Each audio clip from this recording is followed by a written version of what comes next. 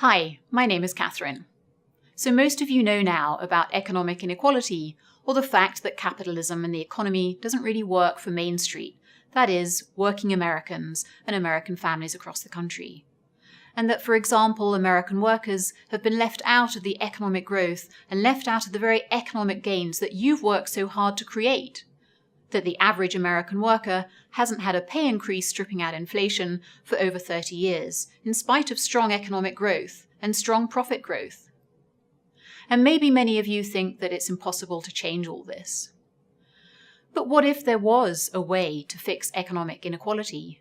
What if, with the input of as many Americans across the country as possible, this were in fact a relatively straightforward problem to fix? Well, I believe this is all perfectly possible, that it is perfectly possible to fix economic inequality and to make capitalism work for you, for Main Street, for all working Americans and American families.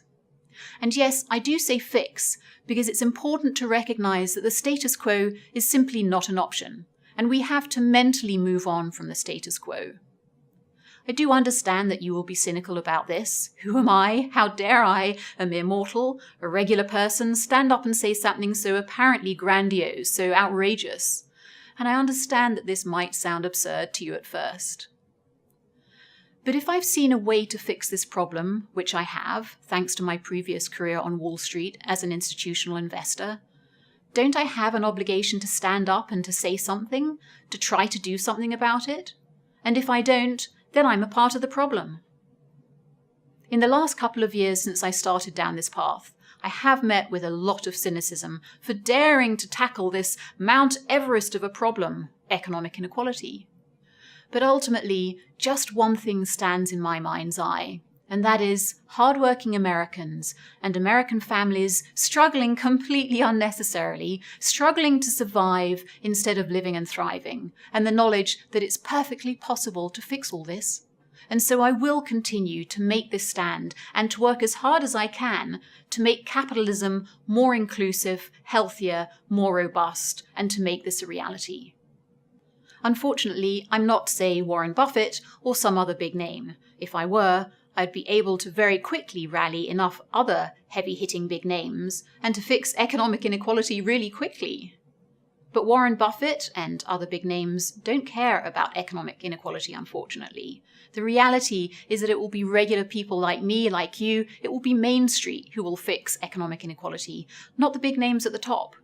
If you were in the 1%, would you want to fix economic inequality? So your best savior isn't someone else, a big name. It's actually you. So I'm asking you to consider taking a leap of faith in a regular person, like me, but also in yourselves, in what we potentially can do if we all come together and lend a hand, to take a leap of faith in what we, Main Street, can do together, and what Main Street deserves in terms of economic well-being. Please realize that this thing is way, way bigger than me, and I can't do this without your help. I understand cynicism, but please realize that there is a price to pay for cynicism, and that price is the status quo.